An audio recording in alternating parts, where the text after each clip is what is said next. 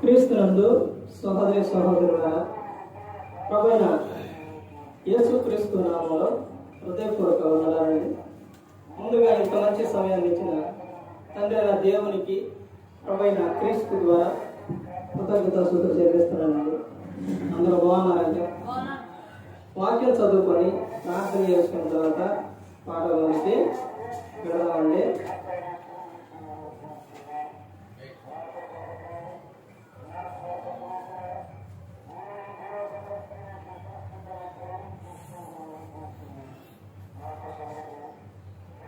మార్గా రాసిన సువార్త 12వ అధ్యాయం 24. అందుకు యేసు, మీరు లేఖనములను గాని దేవుని శక్తిని గాని ఎరుగకపోవడం వలనే పొరపడుచున్నారు. ప్రార్థన చేస్తారు. పరలోకమందున్న మా తండ్రి, పరిశుద్ధ ప్రేమ గల తండ్రి, గొప్ప తండ్రి, యెహోవా తండ్రి, మీ ప్రియ కుమారుడు యేసుక్రీస్తు ప్రభువు ద్వారా కృతజ్ఞతాస్తుతులు చెల్లిస్తున్నాము నాయన.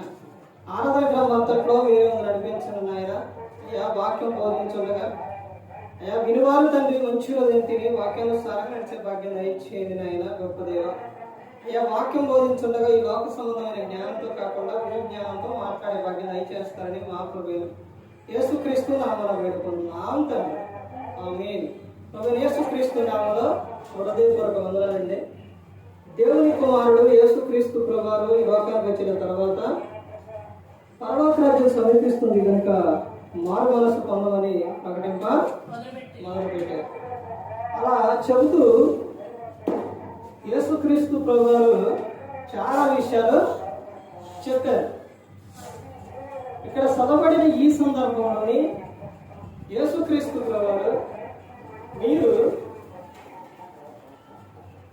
లేఖనములను గాని దేవుని శక్తిని గాని ఎరుగకపోవడం వలననే మీరు పడవచ్చున్నారు. పునరుద్ధానం గురించి అక్కడ వాడు అడిగినప్పుడు ఆ సందర్భంలో యేసుక్రీస్తు ప్రభువారు చెబుతారు. అంశం పాఠం పేరు రాసుకోండి. దేవునికి దూరం అయితే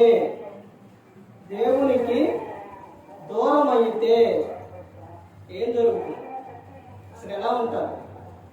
దేవునికి దూరం అయితే ఒక వ్యక్తి లక్షణాలు, ఆ వ్యక్తిలో కనబడే లక్షణాలు, దేవునికి దూరం అయితే ఒక వ్యక్తి ఆ వ్యక్తిలో కనబడే లక్షణాలు ఎవరి జీవితం గురించి చూద్దామంటారు? బైబిల్ గ్రంథంలో చాలా మంది ఉన్నారు. దేవునికి దగ్గరగా ఉన్నారు, దేవునికి దూరంగా ఉన్నవారు కూడా ఉన్నారు. దేవునికి ఆనుకొని దేవునికి దగ్గరగా ఉన్నవారు వాళ్ళు ఏ విధంగా ఉన్నారు? దేవునికి దూరం అయితే వారిలో కనబడే లక్షణాలు ఏ లక్షణాలు కనబడతాయి అంటే, ఈ రోజున ఒక వ్యక్తి మరి ఆయన ఇశ్రాయేలీయులకు రాజు. ఎవరు ఇశ్రాయేలీయులకు రాజు? దేవునికి దూరమైన వ్యక్తి ఎవరు అంటే మొదటి రాజు ఆయనే. ఎవరు అంటే సౌలు గారు. మొదటి రాజు సౌలు. సౌలు జీవితం నుండి ఎన్ని విషయాలు చూద్దామంటారు? 7 విషయాలు. సౌలు జీవితం నుండి దేవునికి దూరం అయితే ఒక వ్యక్తిలో కనబడే లక్షణాలు సౌలు గారి జీవితంలో జరిగినాయి. సౌలు గారు ఆయన ఉన్న విధానం, సౌలు గారు ఉన్న విధానం, ప్రజలందరూ కూడా మాకు ఒక రాజు కావాలి అని కోరుకున్నప్పుడు దేవుడు సౌలును ఏర్పరచుకున్నాడు. సౌలును పిలిచిన తర్వాత సౌలు దేవుని పట్ల ఆయన మొదట్లో కొంచెం బాగానే ఉన్నారు. తర్వాత వెళుతూ క్రమంగా వెళుతూ దేవుని మాట అనేది వినడం లేదు. ఏదైతే దేవుడు చెప్పాడో దానికి వ్యతిరేకంగా చేస్తూ వచ్చింది. ఎప్పుడైతే ఒక వ్యక్తి గమనించాలి, దేవునికి ఎప్పుడైతే ఎదురు తిరుగుతాడో, దేవుని మాట ఎప్పుడైతే వినడో, ఆ వ్యక్తి సేవకుడు మాట కూడా వినడు. దేవుని మాట వినని వ్యక్తి సేవకుడు మాట కూడా వినడు. యేసుక్రీస్తు ప్రభువే చెప్పారు ఏమనంటే, శిష్యులు పంపుతూ శిష్యులు వెళ్ళిన తర్వాత ఇదిగోండి, మిమ్మును చేర్చుకున్నవారు నన్ను చేర్చుకుంటారు, నన్ను చేర్చుకున్నవారు నా తండ్రిని చేర్చుకుంటారు. అంటే మీ మాట వింటే నా మాట వింటారు, నా మాట విన్నవారు దేవుని మాట వింటారు, నా తండ్రి మాట వింటారు. అంటే సేవకుడు మాట్లాడుతుందంటే, సేవకుడు చెబుతున్నాడంటే ఎవరు మాట అది? ఎవరు చెప్పమంటే చెబుతున్నారనంటే దేవుడు చెప్పమన్న మాట. దేవుడు చెప్పమన్న మాట. బోర ఊదుతున్నారండి. ఊదే వ్యక్తి అసలు ఊదించేది ఎవరు? దేవుడు. అంటే చెప్పించేది ఎవరు? చెబుతుంది సేవకుడు, చెప్పిస్తుంది ఎవరు? దేవుడు. ఈ గ్రంథం ఉందండి, ఈ గ్రంథంలో ఇది రాపించింది ఎవరు? అసలు ముందు రాసింది ఎవరు? ఎక్కడి నుంచి? 3 విషయాలు ఉంది. ఒకటి, ఈ గ్రంథం రాశారు. ఎవరు రాశారు? ఇక్కడ మనుషులు రాశారు. ఎవరు సహాయంతో రాశారు? పరిశుద్ధాత్ముడు సహాయంతో రాశారు. ఎవరు చెబితే రాశారు? యెహోవా తండ్రి. అంటే యెహోవా తండ్రి ఆయన చెబుతుండు, తర్వాత ఆలోచన ఇచ్చి ఇదిగో ఈ విధంగా రాయమని నడిపించి ఇస్తుంది ఎవరనంటే పరిశుద్ధాత్ముడు. అసలు మూల కారణం ఎవరనంటే దేవుడు మెయిన్. ఈ తర్వాత పరిశుద్ధాత్ముడు రాసే వారికి ఆలోచన ఇస్తే వాళ్ళు రాశారు. మోషే 5 కాండాలు రాసిండండి. 5 కాండాలు రాసిన మోషే ఆది కాండంలో ఏం జరిగిందో మోషే గారికి తెలుసా? ఆదం గారి గురించి తెలుసా? అసలు తెలుసు ఏమి తెలియదు. కానీ ఎలా రాసిండు? పరిశుద్ధాత్మ దేవుడు జ్ఞాపకం చేస్తుంటే రాశాడు. మనకు ఆలోచన ఇస్తారు. అలాగే ప్రతి ఒక్కరూ గమనించుకోవాలి. ఇక్కడ సౌలు గారి జీవితం నుంచి 7 విషయాలు దేవునికి దూరం అయితే ఏం జరిగిందన్నది మనం చూస్తే, ఆయన దేవుని మాట వినలేదు. ఫలానా చాటకు వెళ్ళి వాటన్నిటినీ అమలేకీలు వాళ్ళందరినీ కూడా వాళ్ళ పశువుని మొత్తాన్ని తీసేయి సౌలు అని అంటే, వాటిల్లోని బాగా బలిసిని ఎద్దులను అన్నిటిని ఏం చేసిండు? ఉపయోగపడతాయని తీసుకొచ్చి కట్టేసి, సౌలు మొత్తం చంపావా అంటే మొత్తాన్ని తీసేసినాడు. ఇదిగో నువ్వు తీసుకొచ్చిన, నువ్వు దాచిన ఎద్దులు రంకెలు వినబడుతున్నాయి అని చెప్పి దేవుని మాట వినలేదు. తర్వాత ఒక చాటకు ఒక ప్రాంతానికి వెళ్ళినప్పుడు అక్కడ అర్పణ చేయాలి. అంటే ఈ రోజున చూస్తే కొన్ని సందర్భాల్లో గమనించుకోవాలి ఏంటంటే, ప్రతి ఒక్కరు కూడా ఆ రోజున ఏంటంటే బలులు అర్పణలు ఇవన్నీ ఉండేవి అన్నమాట. వాటికి సాదృశ్యం ఇప్పుడు ఏమిటంటే అవి తీసేశారు. ఇప్పుడు ఏంటంటే ప్రార్థన. అప్పుడేమో అవి యోగు గారు నిత్యం వారి నిమిత్తం, పిల్లల నిమిత్తం ఏం చేశారు? దహన బలి చేశారు. అంటే వాళ్ళ నిమిత్తం బలులు అర్పించారు. ఇప్పుడు ఏంటి? పిల్లల నిమిత్తం. అప్పుడు పిల్లల నిమిత్తం అవి పిల్లల్ని కాపాడమని, రక్షించమని అవి ఇచ్చేవారు. ఇప్పుడు ఏంటంటే ప్రార్థన. అలాగే ఆ రోజున సౌలు గారి జీవితంలో ఆ రోజున అక్కడ జరిగింది ఏంటంటే, ఒక ప్రాంతానికి కొంతమంది వ్యక్తులు, తర్వాత రాజు, తర్వాత ఎవరంటే సేవకుడు, ఇలా వెళ్ళిన తర్వాత సేవకుడు ఎవరు అని అంటే, అప్పుడున్న సేవకుడు ఎవరు? సమూయేలు గారు. సౌలు రాజుగా ఉన్న సమయాల్లో ఉన్నది ఎవరు? సమూయేలు గారు. ఆ సమూయేలు గారు కొంచెం రావడం లేట్ అయింది. లేట్ అయ్యేసరికి జనం ఏం చేస్తున్నారంటే, ఆయన వచ్చేసరికి లేట్ అయితేలే, ఎవరైతే నువ్వే అప్పుడే చెయ్యి అంటున్నారు. ఏమేం చేసిండు? అతను సేవకుడు రావాలి, ఆయన వచ్చిన తర్వాతే ఇది నా పని కాదు, ఇది ఆయన పని అని ప్రజలకు చెప్పాలి. ఇప్పుడు సమూయేలు గారే చెప్పాడు అనుకోండి చేయమని, ఓకే. వెంకటేశ్వర గారు చాలా సందర్భాల్లో నేను ఇదే భయపడతా, ఈ విషయమే భయపడతా. దేనికైనా కానీ ఎవరైనా ఇచ్చినా లేక ఎక్కడికైనా వెళ్ళినా ఏదైనా చేయాలన్నా ఎర్రపరం ఇదే భయపడతా. అప్పుడు ఆయన చెబుతారు, నేను చెప్తున్నా. ఎవరు చెబుతున్నారు? నేను చెబుతుంటే ఇంక నీకేంటి భయం? నేనేగా చెప్పేది. సార్ మందిరంలో ప్రార్థన చేయడానికి సమయం నాటుకు వెళ్ళేటప్పుడు ఏంటి మరి ప్రార్థన చేయమంటారంటే, అంటే నువ్వు విశ్వాసివి కాదా, వ్యక్తివి కాదా, సంఘంలో వ్యక్తివి కాదా అని అడిగారు. అంటే సంఘంలో ఉన్న వ్యక్తి, ఆ సేవకుడు ఎమ్మట ఉండే వ్యక్తి చేసే, సేవకుడు చెప్పినప్పుడు చేసే అధికారం ఉంది. అలా చెప్పేవారు. నేను అప్పుడు చెప్పేవాడు ఈ విషయం మీద భయపడే అది.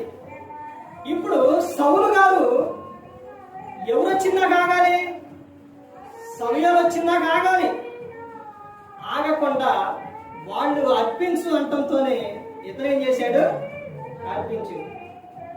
ఈ రోజున చూడండి, సంఘంలో కానీ ఎక్కడైనా కానీ సంఘంలో సేవకుడు రావడం లేట్ అయిందని అంటే ఆయన రావడం లేట్ అవుతుందని మనం చేసుకున్నాం. ఎవరైతే ప్రార్థనేగా, ఎవరైతే కార్యక్రమంగా చేస్తే, సేవకుడు అంటే ఎవరనుకున్నారు?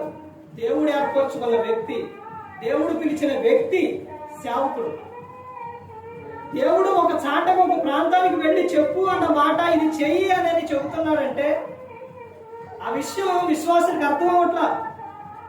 ఆడ ఎంత ప్రమాదం ఎంత జరిగింది అని అంటే, అతను అనిపించిన తర్వాత సమూయేలు గారు వచ్చారు.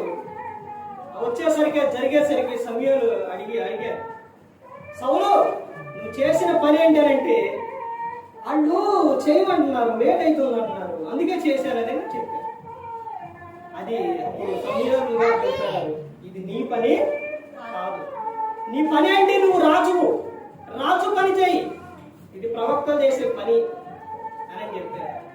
అప్పుడు ఎంత బతుకులాడుతున్నా కానీ వినలేదు. ఆయన అంగీ పట్టుకున్నప్పుడు అది పట్టుకుంటే ఆ సమూయేలు గారు ముందుకెళ్ళినప్పుడు అది చినిగిపోయింది. ఎంత చెప్పినా కానీ ఇక ప్రయోజనం లేకుండా. ఆ తర్వాత సౌలులో వచ్చిన మూడో విషయం ఏంటంటే, దావీదు గారి మీద అసూయ వచ్చింది.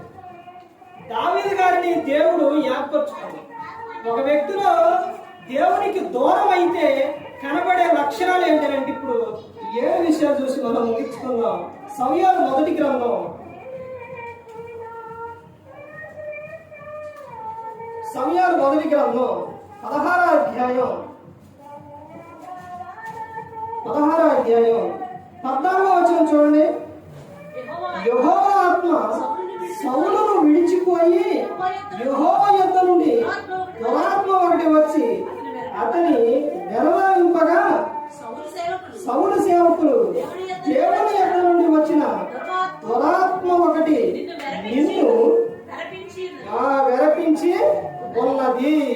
దేవునికి దూరం అయితే ఒక వ్యక్తి ఏం కోల్పోతాడు అని అంటే, దేవునికి దూరం అయినప్పుడు దేవుని ఆత్మను కోల్పోతాడు. మొట్టమొదటిది ఏంటంటే దేవుని ఆత్మను కోల్పోతాడు. సౌలు గారి నుంచి దేవుని ఆత్మ ఏమైపోయిందండి? వెళ్ళిపోయింది. తర్వాత సౌలులోనికి ఏ ఆత్మ వచ్చిందండి? దురాత్మ వచ్చింది. ఇప్పుడు దురాత్మ అపవాది ఎక్కడ ఉంటుందంటే దేవుని ద్వారం దగ్గరే ఉంటాడు. ఎవరైతే దేవునికి ఎదురు తిరుగుతున్నారో, ఎవరైతే దేవుని మాట వినట్లేదో, దేవుని ఆరాధనకు రాకుండా మానేస్తూ తమ ఇష్టానుసారంగా జీవిస్తున్నారో, దేవుని మాట వినట్లేదు, అప్పుడు దెయ్యం చెప్పే మాట ఏంటంటే, దేవుని మాట లేకుండా, దేవుని సెలవు లేకుండా, దేవుని మాట వినకుండా సాతాను కూడా ఏం చేయలేదు. ఆ విషయం ఎక్కడుందండి? యోబు గ్రంథం 1వ అధ్యాయంలో ఉంటుంది. తర్వాత కొత్త నిబంధనలో ఉంటుంది. ఏమని ఉంటుందంటే, యోబు అక్కడ ఆ సందర్భంలోని యోబు గ్రంథంలోని దురాత్మ అపవాది అక్కడికి వెళ్ళినప్పుడు, మీటింగ్ జరుగుతున్నప్పుడు, ఆ అపవాది కూడా అక్కడికి వెళ్ళినప్పుడు, అప్పుడు దేవుడు అడుగుతున్నాడు, సందర్భం మొత్తం కూడా తెలిసింది. అయితే మనం ఇప్పుడు సౌలు గురించి మాట్లాడుకుంటున్నాం కాబట్టి ఆ సందర్భం కాదు, ఇప్పుడు ఆత్మ గురించి వచ్చింది కాబట్టి చెబుతున్నాం. ఆ కొత్త నిబంధనకు వచ్చేసరికి దేవుడు అంటే దెయ్యాలు కూడా వణికి దేవునికి భయపడి వణుకుతున్నాయంట. కానీ మనిషికి భయం ఉందా? లేదు. ఇప్పుడు అక్కడి నుంచి మా నుండి బతిలాడుకుంటాడు ఎవరు? అపవాది. ప్రభువా, ఇంకో సౌలు నీ మాట వినట్లేదు ప్రభువా, నీకు ఎదురు తిరుగుతాడు ప్రభువా, నీ సేవకుల మాట కూడా వినట్లేదు ప్రభువా, అంటే నీ మాట వినట్లేదు ప్రభువా, ఒక్కసారి నీ ఆత్మను తీసేస్తే అప్పుడు జరిగిన విషయం ఏంటండి?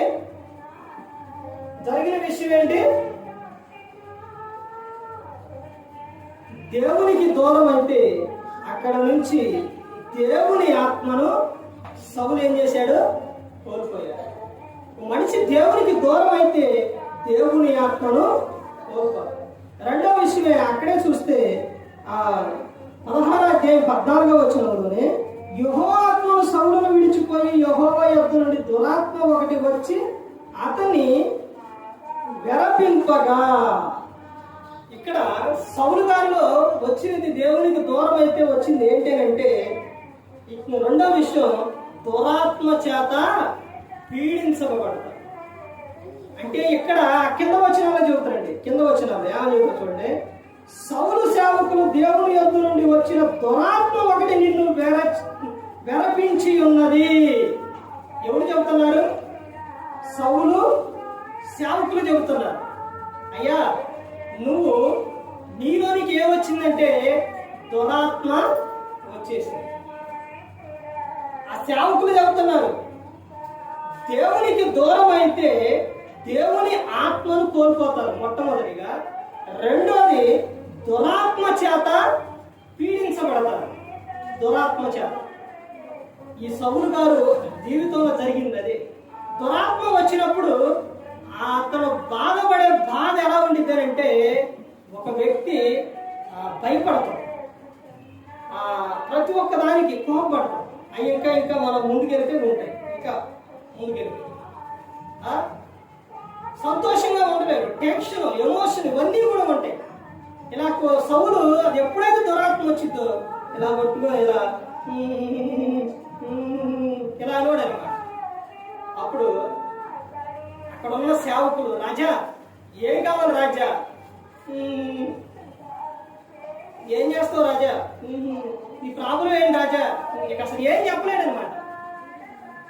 అప్పుడు దావీదు గారు వచ్చి ఆయన అది వాంచినప్పుడు అక్కడ దురాత్మ అనేది ఏమైపోయేది?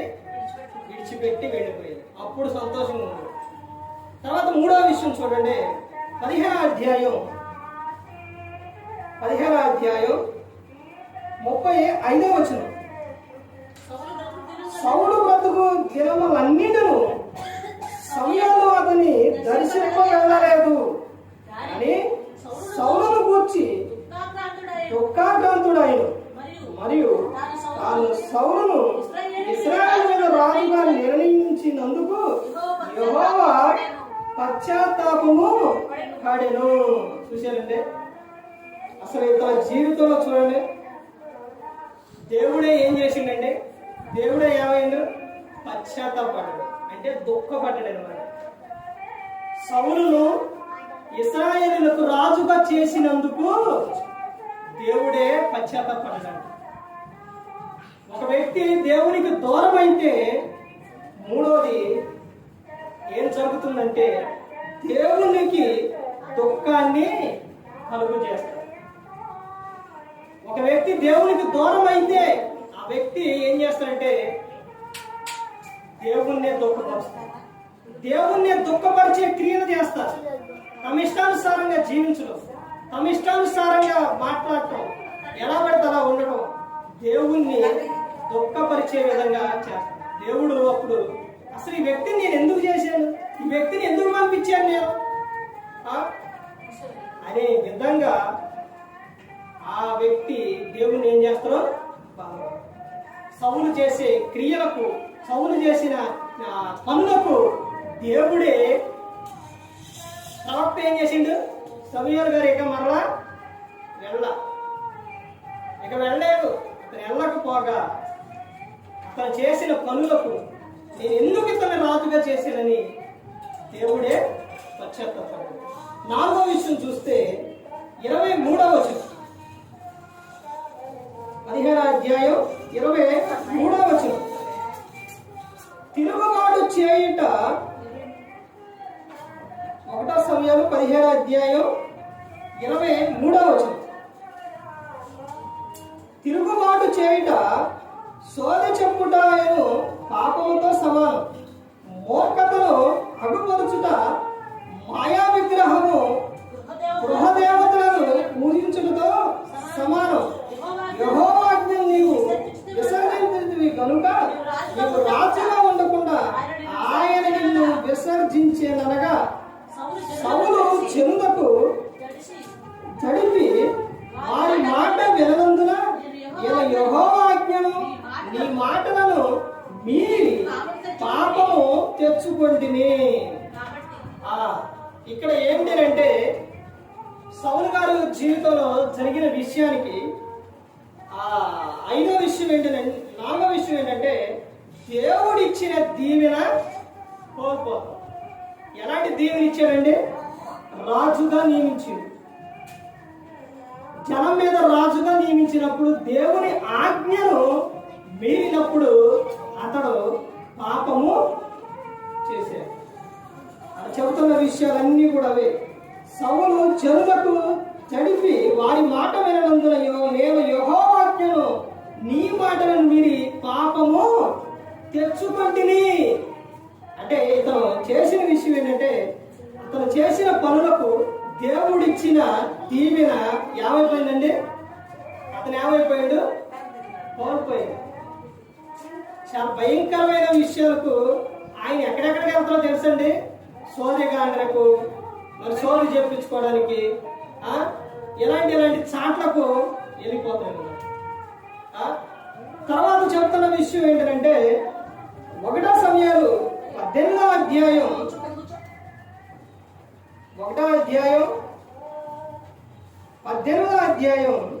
8వ వచనం చూస్తే ఆ మాటలు సౌలునకు ఇంపుగా ఉండనందున అతడు బహు కోపం తెచ్చుకుని వారు దావీదునకు 10,000 కొలదనియు నాకు 1,000 కొలదనియు పాడిరే రాజ్యము తప్ప ఏమి తీసుకొనగలడు అనుకొనెను. కాబట్టి నాటి నుండి సౌలు దావీదు మీద విషమ చూపు నిలిపెను. ఇక్కడ ఏమొచ్చిందండి? దేవునికి దూరం అయితే ఒక వ్యక్తిలో వచ్చే లక్షణం ఏంటంటే కోపంతో నిండి ఉంటారు. దేవునికి ఒక వ్యక్తి దూరం అయ్యిండు అని తెలిసే విషయం ఎలాగంటే ఆ వ్యక్తిలో ఏముంటుంది? కోపం అనేది ఉంటుంది. ఇప్పుడు దావీదు గారిని ఇక్కడ ఎవరు పొగిడారు చూడండి. ఆ పైన విషయాలు ఆ స్త్రీలు గాన ప్రతిగానాలు చేయొచ్చు వాయించు సౌలు 1,000 కొలదియు దావీదు 10,000 కొలది అని పొగిడారు. ఆ పొగిడినందుకు దావీదు గారి మీద ఏమొచ్చిందంటే ఆలోచన ఏమొచ్చిందంటే అతను ఏం చేసిండు? అతను గెలిచిండు అంతే కదా అని చెబుతూ నాట నుండి దావీదు గారి మీద ఏమొచ్చిందంటే అసూయ, విసుగ చూపు వచ్చింది. ఈ విసుగ చూపు అనగా ఈ విసుగ చూపు వచ్చినప్పుడు దీనికి ఉన్న అర్థం ఏంటంటే విసుగ చూపు అంటే చాలా మంది చూపు పడ్డదే, ఇది అట్టయింది ఎట్టయింది అది ఇదని చెబుతుంటారు. పిల్లల విషయాల్లో పెద్దల విషయాల్లో ఇవన్నీ చెబుతుంటారు. కానీ అసలు విసుగ చూపు అంటే ఏమిటి? ఇక్కడ ఏం చెబుతాడు? విసుగ చూపు అంటే విసుగ చూపు వచ్చింది అని అంటే దావీదు గారి మీద సౌలు గారికి ఏమొచ్చింది? ఈయన చూపు వల్ల ఆయన ఏమైనా కోల్పోయిందా? ఈయన చూపు వల్ల ఏదైనా అయ్యింది అని అంటే ఏ కీడు రాలేదు. కానీ ఇతని క్రియలు ఎలా వచ్చింది అంటే చెడు క్రియలు. అంటే విసుగ చూపు ఒక వ్యక్తి మీద వచ్చినప్పుడు ఏమొస్తుంది అంటే కోపం వస్తుంది, అసూయ వస్తుంది, సంపాదన, ద్వేషం ఇవన్నీ వస్తాయి. విషమ చూపు అంటే చెడు చూపు, మంచిది కాదు.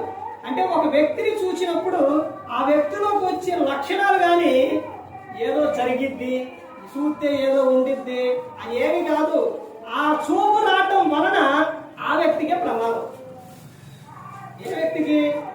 ముందు ఆ వ్యక్తికి ప్రమాదం, తర్వాత ఎవరికి ప్రమాదం అని అంటే ఎవరి మీద అయితే వచ్చిందో వారికి ప్రమాదం. ఇప్పుడు ఎవరి మీద వచ్చింది? దావీదు గారి మీద వచ్చింది. దావీదు గారి మీద వచ్చినప్పుడు ఈ సౌలు గారు ఏం చేసిండు? ఏట ఇసరడం, చంపటం, అతని వెంబడ పరిగెత్తడం, ఇవన్నీ చేసిండు. ఎందుకనంటే దావీదు గారి మీద విసుగు చూపు అనగా ఇతరులోకి ఏమొచ్చింది అంటే కోపం వచ్చింది.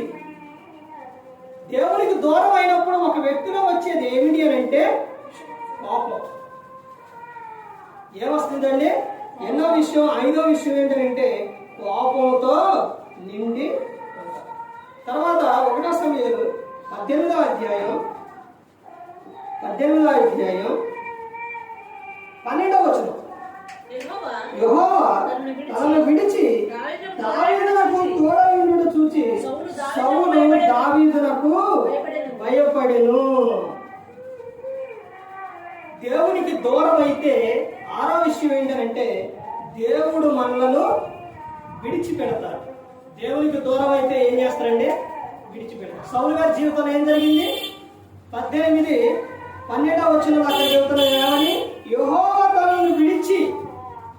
ఎందుకు విడిచిండు? సౌలు గారిని ఎందుకు విడిచిండండి దేవుడు? దేవుడు చెప్పినట్టు వినలేదు కాబట్టి. అందుకనే దేవుడు సౌలును ఏం చేసిండు? విడిచిపెట్టేసి దావీదునకు తోడయుండుట చూసి సౌలు దావీదునకు భయపడింది. అంటే ఒక వ్యక్తి దేవునికి దూరం అయినప్పుడు దేవుడు ఏం చేస్తారంటే వారిని విడిచిపెట్టినప్పుడు దేవుని దురాత్మ వారిలోనికి వస్తుంది. వాటి క్రియలు ఎలా ఉంటాయి అంటే భయంకరంగా ఉంటాయి. రోమీయులు రాసిన పత్రిక సందర్భం కాబట్టి చెప్తున్నాను. రోమీయులు రాసిన పత్రిక 1వ అధ్యాయం 28వ వచనం నుంచి మొత్తం కూడా చదువుకుంటూ వస్తే దేవునికి తమ హృదయంలో చోటు ఇవ్వని వారికి దేవుడు ఏం చేస్తారంటే వారిని దురాత్మకు అప్పగించారు. అప్పగించినప్పుడు వారి పరిస్థితి భయంకరంగా ఉంటుంది. ఇక్కడ సౌలు జీవితంలో జరిగింది కూడా. చివరిగా 1 సమూయేలు 19వ అధ్యాయం 1 సమూయేలు 19వ అధ్యాయం 1వ వచనం చూడండి. అంతటా సౌలు మీరు దావీదును చంపవలసినదని తన కుమారుడైన యోనాతానుతోను తన సేవకులందరితోనూ చెప్పగా సౌలు కుమారుడైన యోనాతాను దావీదు యందు బహు ఇష్టము గలవాడై ఉండి దావీదు తిట్లెను, నా తండ్రి అయిన సౌలు నిన్ను చంపవలెనన్న ప్రయత్నం మీద ఉన్నాడు. కాబట్టి ఉదయమున జాగ్రత్త పడి రహస్యమైన స్థలమందు దాగియుండు. 7వ విషయం ఏంటంటే దేవునికి దూరం అయితే కుయుక్తి కలిగి ఉంటారు. అంటే ఇతరులను నాశనం చేయడానికి చూస్తారు. అంటే దేవునికి దూరమైన వ్యక్తి సౌలు దావీదు గారి విషయంలో ఏం చేశాడండి? దావీదు గారి విషయంలో ఏం చేసిండు? దావీదు గారిని చంపడానికి అంటే కుయుక్తి కలిగి ఉంటాడన్నమాట. అలా కలిగి ఉన్నప్పుడు ఈ దావీదు గారు జీవితంలోని యోనాతాను ఎవరు? సౌలు కుమారుడు. అంటే ఈ సౌలు కుమారుడు దావీదుకి బహు ఇష్టంగా ఉండనమాట. ఉన్నప్పుడు అతడు వెళ్ళి ఏమని చెప్తున్నాడంటే ఇదిగో నా తండ్రి నిన్ను చంపడానికి చూస్తున్నాడు కాబట్టి నువ్వు ఉదయం లేచి వెళ్ళి దాక్కోవచ్చు. తర్వాత 9వ వచనంలో చూడండి ఏం చెప్తున్నారా? 19 9 చూడండి. యెహోవా యొద్ద నుండి వచనం, సౌలు ఏట చేత పట్టుకొని ఎంట కూర్చుండి ఉండేది.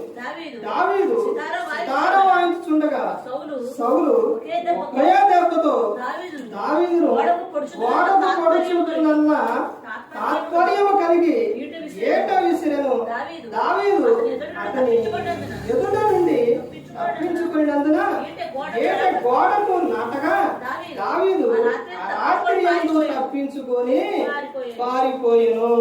చూశారంటే ఇతరులను నాశనం చేయడానికి చూస్తారు అనమాట. అంటే ఇక్కడ సౌలు గారు దావీదుని ఏం చేయాలనుకున్నాడు? చంపాలని అనుకున్నప్పుడు ఏట విసిరినప్పుడు ఆ వేట పక్కకు వెళ్ళి తప్పించుకొని ఎక్కడికి వెళ్ళింది? గోడకి వెళ్ళి తగిలింది. అంటే దేవునికి దూరం అయితే ఒక వ్యక్తిలోని కనిపించే లక్షణాలు ఏమిటి అంటే సౌలు గారి జీవితంలో నుండి మనం చూసిన 7 విషయాలు.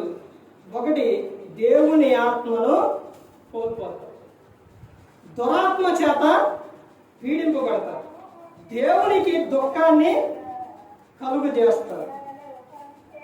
4వది, దేవుడిచ్చిన దీవెన కోల్పోతారు. 5, కోపంతో నిండి ఉంటారు. 6, దేవుడు మనలను విడిచిపెడతారు. 7, కుయుక్తి కలిగి ఉంటారు, ఇతరులను నాశనం చేయడానికి. ఈ విధంగా ఉంటారు. ఎప్పుడు అంటే దేవునికి దూరం అయితే. అంటే సౌలు గారి జీవితంలో జరిగిన విషయం. ఒక వ్యక్తి దేవునికి దూరం అయితే ఆ వ్యక్తిలో కనబడే లక్షణాలు అనేది సౌలు గారి జీవితం నుంచి చూసాం. అందుకని ప్రతి ఒక్కరు గమనించుకొని ఎవరు కూడా దేవునికి దూరం అవ్వకుండా దేవునికి దగ్గరగా ఉంటూ ఏదైనా కానీ, ఏ సమస్య అయినా, ఏ బాధ అయినా కానీ దేవుణ్ణి అడిగే విధంగా ఉండాలి. ఏదైనా కానీ పేతురు గారు యూదా ఇస్కరియోతు జీవితంలో జరిగిన విషయాలు, పేతురు గారు అబద్ధం ఆడి తర్వాత తప్పు తెలుసుకొని పశ్చాత్తాప యూదా ఇస్కరియోతు యేసుక్రీస్తు ప్రభువుని అప్పగించింది. నేను అప్పగించాను, ఇంకెందుకు నేను జీవితం ఎందుకనని ఊరేపులకు వెళ్ళి ఉడిపెట్టుకొని చనిపోయాడు. అలా నువ్వు చనిపోవడం, దేవుడిచ్చిన ఆయుష్కాలాన్ని నువ్వు ఇంకా ఉండంగానే నువ్వు నీ ఆత్మను హత్య చేసుకొని చనిపోవడం దేవునికి ఇష్టమైంది. ఆ చనిపోతే ఎక్కడికి వెళ్ళిపోతాడంటే నరకానికి వెళ్ళిపోతాడు. అందుకని ప్రతి ఒక్కరు గమనించుకోవాలి. ఇదిగో నీలో ఏదైనా కానీ ప్రతి ఒక్కటి నీకు దేవునికి దూరం అయ్యే లక్షణాలు ఏవైనా కనపడుతున్నాయంటే వెంటనే నువ్వేం చేయాలంటే మోకాళ్ళు వేసి ప్రార్థన చేసి దేవునికి నువ్వు నీ బాధ ప్రతి ఒక్కటి సమస్య ఏదైనా కానీ దేవునికి చెప్పుకోవాలి. అదే ఫిలిప్పీయులకు రాసిన పత్రిక 4వ అధ్యాయం 4వ వచనం నుంచి 7వ వచనం వరకు, తర్వాత 19వ వచనంలో అక్కడ స్పష్టంగా చెబుతారు. అందుకని ప్రతి ఒక్కరు కూడా తెలుసుకోవాలి, ప్రతి ఒక్కరు గమనించుకోవాలి. ఎవరో కూడా నశించి నరకానికి వెళ్ళిపోకూడదని యేసుక్రీస్తు ప్రభువారు ఈ లోకానికి వచ్చి మనందరి కోసం శిలువలో ఆయన ప్రాణాన్ని పెట్టారు. ప్రతి ఒక్కరు కూడా దేవుని యందు భయభక్తులు కలిగి పరిశుద్ధాత్మ మాట ఇంటూ హృదయ శుద్ధిని కాపాడుకుంటూ క్రీస్తుని పోలి నడుచుకున్నప్పుడు లోకం విడిచిన పరలోకానికి చేరుకుంటారు. మరి ఈ విధంగా నిలబెట్టి మాట్లాడించిన తండ్రి దేవునికి కృతజ్ఞతాస్తుతులు చెల్లిస్తూ ఇంతవరకు శ్రద్ధగా ఉన్న మీకు ప్రభు పేరున హృదయపూర్వకంగా చెల్లిస్తూ మాటలు అందరికీ